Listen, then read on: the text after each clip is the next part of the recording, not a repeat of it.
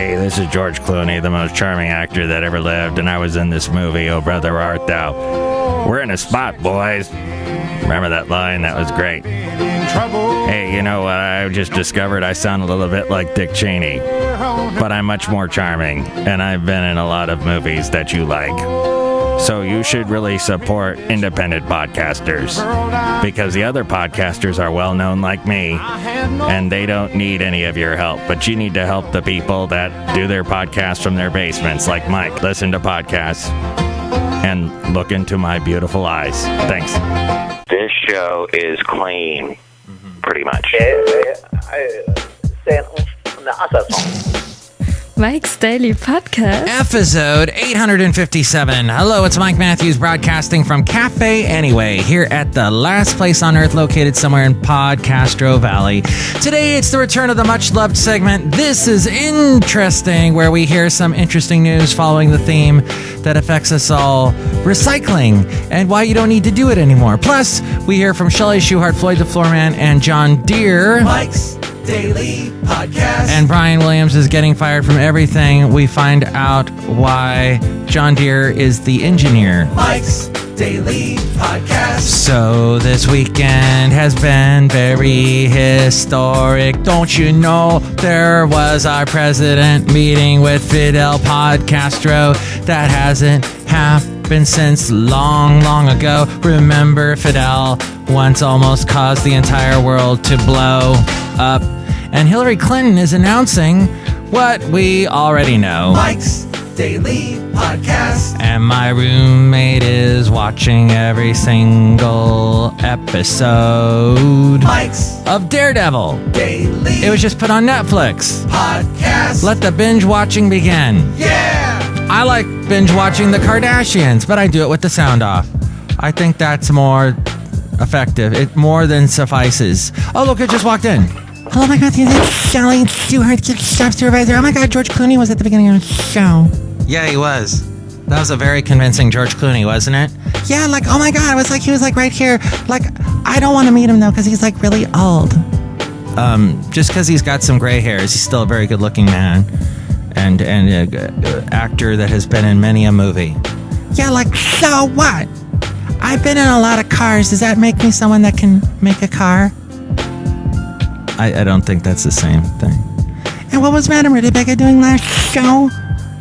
She said she wanted to date Antonin Scalia, the Supreme Court judge. Okay, things are just getting really weird around here. Like, very unbelievable. Like, you're stretching the fabric of truth. Yeah, a great deal. Look who else just walked in. Hello, Mike, this is Floyd the Floorman! And this is John Deere, the engineer. Yes, Hillary Clinton running for the president. That means that we'll finally have a woman president here in the U.S. It means that there's going to be quite the... Well, we've been through this before, right? She ran for president before, and then Obama came along. But at the time, we all knew that it was going to be one or the other, and that Obama had a huge chance of... This time, she's got nobody contesting her. It's like okay, she's got the jetpack. Everybody else is wearing old 10-year-old shoes. She's going to win this race. Oh my God, it's a great metaphor. Thank you. And is he okay? Is Floyd okay? John Deere, the engineer? Yeah, he's fine. He's just got the, cold. Oh. Well, so that was amazing, finding out about Brian Williams getting fired, months ago. And now apparently the Holt guy is doing such a good job that his ratings are like number one. So who knows when Brian Williams will ever come back. But according to news.artnet.com, as Brian Williams serves out his 6-month suspension at NBC Nightly News, his future remains uncertain in more ways than one. In addition to the question of whether he'll return to the news anchor chair, there's also the short film The Rise of Al-Qaeda on view at the 9/11 Museum, which he narrates. With Brian Williams no longer the trusted figure of authority he once was, following revelations that he was not in a helicopter that was shot down in Iraq, is he still the right voice for the film, even if he is only acting as narrator, not reporter? On the Huffington Post, Todd Fine argues that the 7-minute film deserves a new narrator. Come on, it's only 7 minutes. Can't be that hard to replace him. With a new script that is more attuned to sensitive religious issues as well. ArtNet News reached out to the museum, but the communications office declined to comment publicly over whether any changes to the documentary were being considered, even though the film was mired in controversy long before the Brian Williams debacle. It all happened back when they first opened the museum last May, and they screened the film for an interfaith advisory group of clergy members. Although the advisory group was unhappy with the film's terminology, which they felt potentially could be interpreted as casting all Muslims in a negative light, the museum declined to follow the recommendations that changes be made. Sheikh Mustafa El-Zabawi, the only imam in the group, resigned from the interfaith group in protest, calling the short documentary offensive in a letter to the museum director. Quote, unsophisticated visitors who do not understand the difference between Al-Qaeda and Muslims may come away with a prejudiced view of Islam, leading to antagonism and even confrontation toward Muslim believers near the site. Fine led a successful campaign to remove the phrase Islamic terrorism from the 9/11 Museum website last year. Islamic scholars recommend that references to Al-Qaeda as an Islamic group should be qualified with the adjectives militant or extremist. What do you think about all this? Have you been to the 9/11 Museum? Have you been following the news going, oh my gosh, wow, what would Kennedy say? Fidel Castro meeting with Obama and Hillary running for president. And have you watched the Daredevil? The Daredevil series yet on Netflix? And are you going to binge watch it all? I've been binge watching Psych. It's taking me for freaking ever. It's like only it was on 7 years or something, not hardly at all. And it's just taking and they didn't even do full seasons. And it's taking me forever. How do you do it? How do you binge watch? Do you take fluids intravenously? What's the secret? It's what I want to know. And is George Clooney all that? Mike Matthews, he certainly is not. Was that a not joke? It was a not joke. That was a not joke, yeah. From like the early 90s. I wasn't even born yet. Yes, you weren't. And George Clooney did not have any gray in his hair. And he was Batman. I miss those days. And then you can email me, mikesdailypodcast@gmail.com. We read your comments on the section emails from email. Also email me there if you'd like to be a guest on the show, or if you would like to sponsor the show, mikesdailypodcast@gmail.com. There's the website, mikesdailypodcast.com, with links to where to listen to the show in iTunes. If you listen to us there, make sure to comment on the show and rate the show. If you do that, we don't languish in obscurity like Mr. Clooney was speaking about at the beginning of the show. You can also listen to the show on YouTube, SoundCloud, TuneIn, Stitcher, Podomatic, Mixcloud, Spreaker, Player FM, Ameristream. And I'm on the air doing a morning show in Connecticut weekday morning, 6 a.m. to 10 a.m. A link to that, as well as a link to where to listen to me on the weekends doing country music on Country Crossroads. Links to all that, as well as where you can share the show with your friends on Facebook, Twitter. There's links to where to find us on Instagram, Yelp, and Tumblr, all there at mikesdailypodcast.com. And there's a link to Amazon at mikesdailypodcast.com. If you do go and buy anything on Amazon, go through that link first, and that helps us out. There's also the blog, The Daily Podcast Picture, all my past interviews there at mikesdailypodcast.com. This is interesting. Wow, this is interesting. Here are some interesting stories that I bring to you, courtesy of some newspapers that I recently collected, and also stuff that I found on the internet. And this has to do with recycling. You cash in nothing but trash. You cash in nothing but trash. You're cashing. That's the Clovers. You're cashing nothing but trash. Speaking of trash, Castro Valley residents and people throughout Alameda County cut back on their green recycling last year. Yes, cut back on the recycling that they should be doing. And officials aren't sure why, though they do say it is a threat to the environment. The percentage of food waste found in garbage cans in Castro Valley rose from 13% to 37%. The food scrap recycling program has been in effect since 2008, with residents encouraged to separate their food waste, including vegetables, breads, dairy, meat, and even food-soiled paper, such as coffee filters, napkins, and pizza boxes, and put those in the green trash cans for curbside pickup. For years, the food recycling rates rose steadily as more people joined the program, but for some reason dipped dramatically in 2014. Now, stopwaste.org is this website and public recycling agency that we give money to through our trash bill. And they even raised that fee recently. And I recently put a picture on the blog. It was a podcast picture of how at a PodCastro Valley event, people, even though there were recycling cans, they were throwing all the wrong food objects into the recycling cans. Like they were putting food into the ones that are supposed to only take plastic and cans.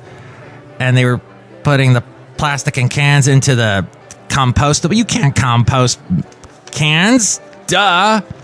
But PodCastro Valley residents don't seem to know this, even though we have this education agency called stopwaste.org.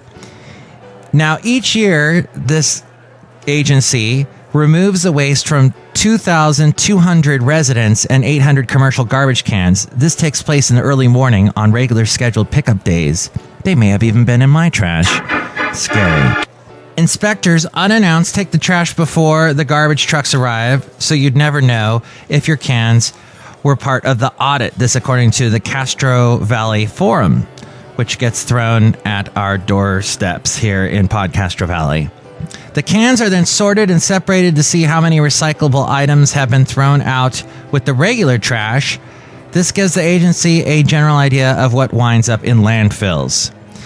This year, they found an increase in the overall weight of recyclable materials included in the trash, and most of that was organic, which could have gone into the compost. Stop Waste says it's important to separate the food scraps, and if they are recycled properly, they can be processed and turned into useful compost. If they're not recycled, they head to landfills where they emit methane gas, a pollutant. And there's also been a rise in the number of homes that don't put out a green recyclables cart at all. That's true. I've noticed that up and down my street. I am like one of the few people that puts out a green recyclable cart.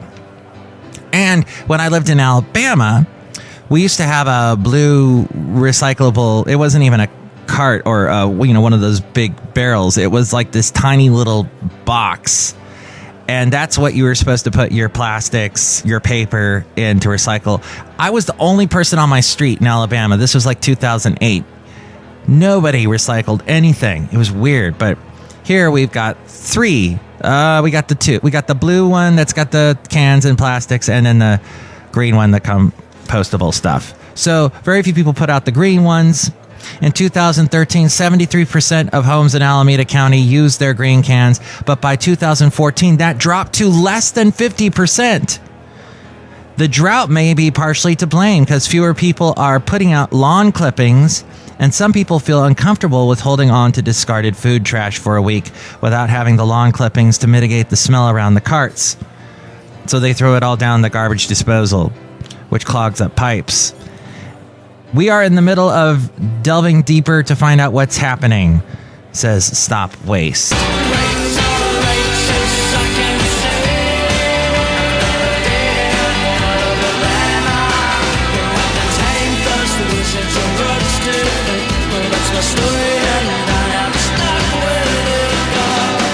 Speaking of trash, that's the Trash Can Sinatras, one of my favorite early 90s alternative bands. So maybe recycling shouldn't even be done. According to CBSNews.com, the recent unexpected collapse in oil prices is putting the squeeze on the recycling industry.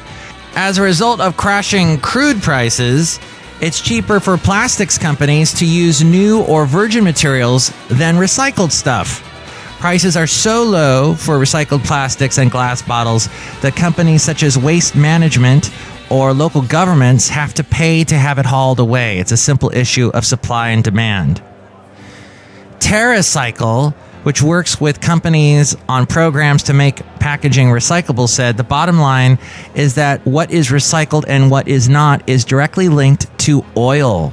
If the cost of collection and processing is greater than the material value, then the material becomes non-recyclable. If it's less, then it's recyclable. It's that easy. And the material value is 100% dependent on oil prices, and it's derived from oil. But I like the fact that gas prices are low. Yay! Oh, this is interesting. Finding buyers for recycled glass can be tough. Clear glass is recycled, while colored glass used in wine and beer bottles winds up in concrete aggregate. Other recyclable markets are in the dumps as well, such as scrap metals like steel, because the West Coast port strike's been going on, and the slowdown in the Chinese economy. Until oil prices rebound, recycling companies will need to play a waiting game. Recyclers, quote, store the material for a while in hopes that oil will go up again. Then, once their storage is full, they simply dispose of the material in landfills or incinerators versus increasing the amount stored. This according to TerraCycle.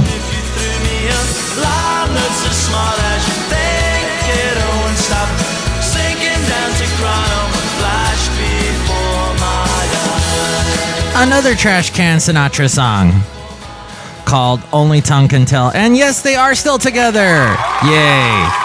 They are the Scottish band from Irvine, Scotland. They formed back in 1986, and their last album came out in 2009. As we go outside of Cafe Anyway here at the last place on earth located somewhere in PodCastro Valley. And here's today's podcast picture. The podcast picture is from a couple years ago when I was at Daytona Beach visiting my mom, which I'm going to be doing in less than a month. And the beauty of Daytona Beach, the beaches are just so warm and just so beautiful. So I took a little picture. You can see that at Mike'sDailyPodcast.com. Mike Matthews, I think George Clooney is beautiful. I've changed my mind. He's very handsome. Good. Next show, it's the return of the segment Into an Interview, where we'll be speaking with an amazing singer-songwriter, multi-instrumentalist, producer by the name of Sam Cohen. And we're going to hear from Benita, the disgruntled fiddle player, and the brewmaster. Mike's Daily Podcast is written and produced and performed by Mike Matthews. His podcast is super easy to find. Download or listen to his show and read his blog at Mike'sDailyPodcast.com. Email Mike now at Mike'sDailyPodcast@gmail.com. See you tomorrow. Bye!